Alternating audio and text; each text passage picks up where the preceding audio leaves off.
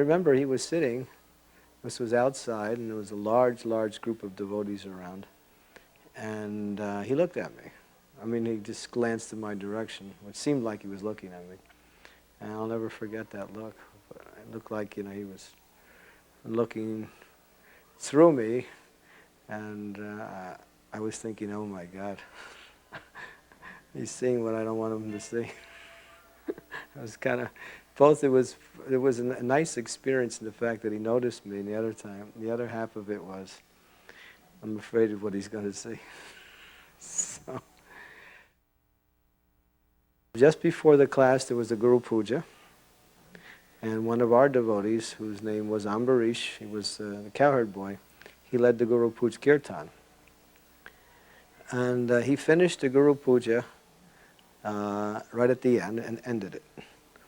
And then Pushta Krishna Maharaj, who was Prabhupada's servant, picked up her mridanga and started to chant the Hare Krishna Maha Mantra.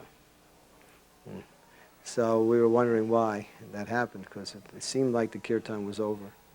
Later on we learned that Srila Prabhupada never liked to be worshipped separate than with Krishna. In other words, even in his Guru Puja Kirtans, we had to chant Hare Krishna because he felt that worship with the spiritual master must include worship of Krishna. So we learned from that experience.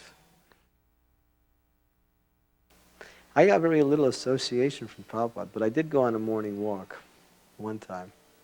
And I was in Central Park with Prabhupada. And there were many devotees. I was way in the back. And Prabhupada said one thing that I can remember. He was talking about, how this materialistic civilization, everybody is just rushing around different ways. He says the man, he's running on 4 tires, and the dog is running on 4 legs. So what's the difference? No difference. Same business, just running. And running for what? Sense gratification. So that's practically the only thing I can remember on that morning walk. I was way in the back. Prabhupada said out of the 4 bodily activities, eating, sleeping, mating, and defending, the most dangerous for a devotee is oversleeping. He said that leads to the other ones. He said, first of all, too much sleep, you're actually wasting time. And that time should be used for Krishna service. And also that enhances the attraction for eating and for, mating. So he qualified that also. So that was a shock. We were thinking something else.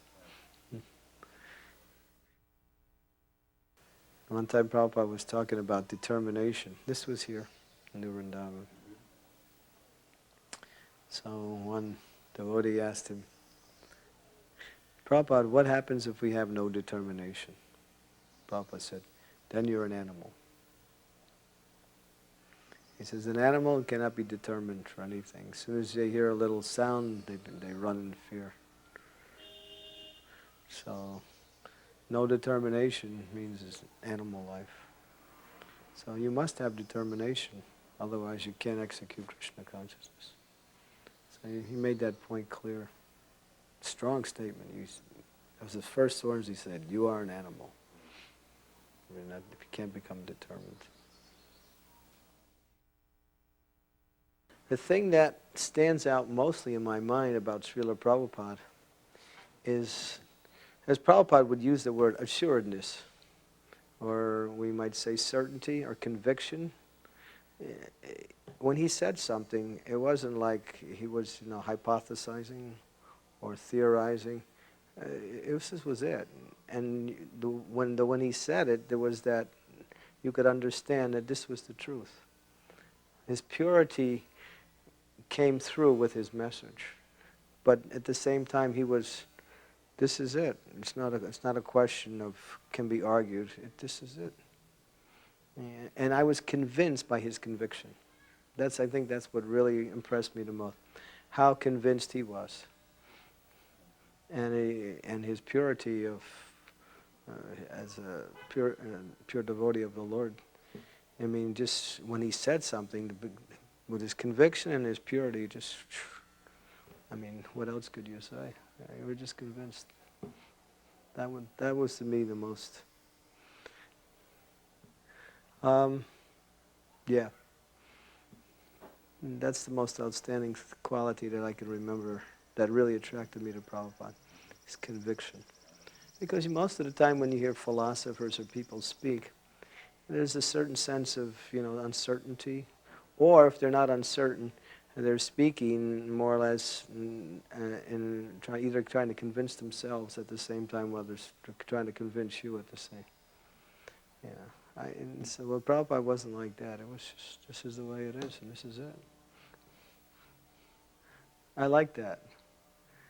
And that impresses me when someone speaks like that. And then I'm attracted to that. And when Prabhupada did it, it was so powerful. Therefore, I had no problem in anything he did or said. I never questioned anything.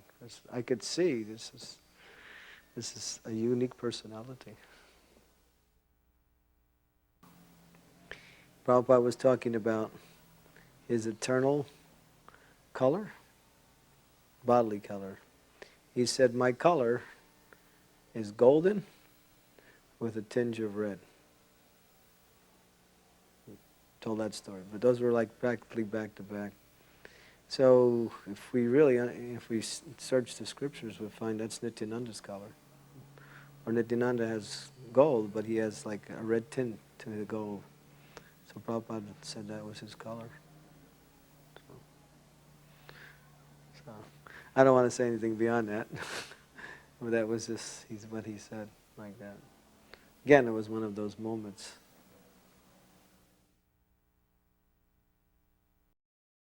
Je anilo premadana